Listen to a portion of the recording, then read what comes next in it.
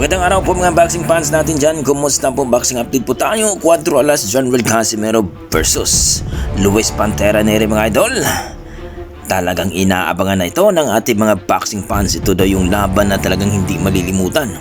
Kumbaga natupad na ang bakbakan na inaabangan ng bayan mga idol.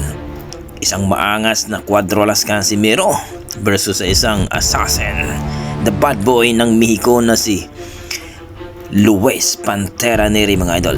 Talagang ito ay isa sa mga history daw ayon sa ating mga boxing fan dahil itong si Casimero napaka-agresibo at isa ito sa mga malulupit na boksingero dito.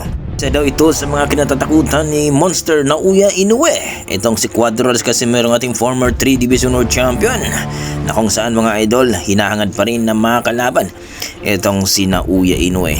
Kaya mga idol, itong laban ni Casimero at Luis Pantera Nery, ito ang inaabangan ng ating mga boxing fans. At sabi ng ating mga boxing fans mga idol, talagang kailangan talaga ni Casimero na impresibo ang kanyang panalo dito kay Luis Nery. Kumbaga 3 rounds, 4 rounds ay talagang TKO na daw dapat, sapagkat itong si Luis Nery daw ay hindi rin ito basta-basta mga idol.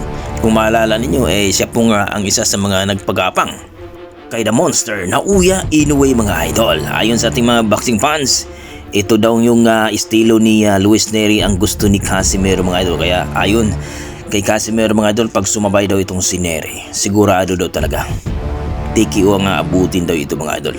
Huwag lang daw itong maging talawan o maging takot sa kanya, sapagkat alam daw niya na itong si Luis Nery ay may kalalagyan kapag sumabay ito sa kanyang. Pero ayon sa ating mga boxing fans mga idol, makukuha nga ba daw ang timbang ni Cuadras Casimero? Dahil ito daw ay medyo mataba pa daw ito. Ayon kay Jack Tipura mga idol, binanatan itong si Casimero. Huwag daw itong pinagluloko ang mga boxing fans, sapagkat alam daw niya ang timbang ni Casimero nasa mga 137 o naglalaro sa 138. Kaya hindi daw makukuha ni Casimero ang naturang timbang na 122 pounds mga idol.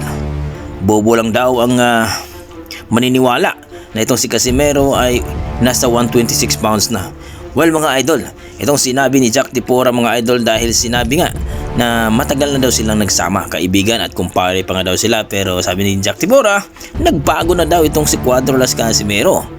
Kumbaga may sinumpaan daw sila, pero ang lahat daw ay nagbago mula nang nagkapera ni si Casimero. So well mga idol, sa tingin nyo, itong si Casimero kaya ay hindi niya makukuha ang tamang timbang dito sa 122 pounds?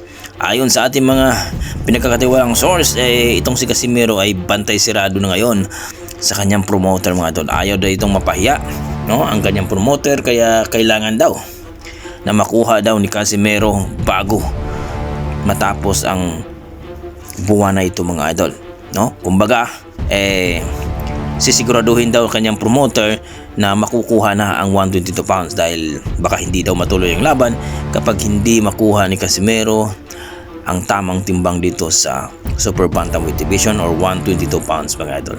So kayo mga idol, ano masasabi nyo dito? Tama ba si Jack Tipura mga idol na nasa 138, 137 itong si Casimero ngayon? Please comment down below mga idol para ating pag-usapan. Maraming salamat.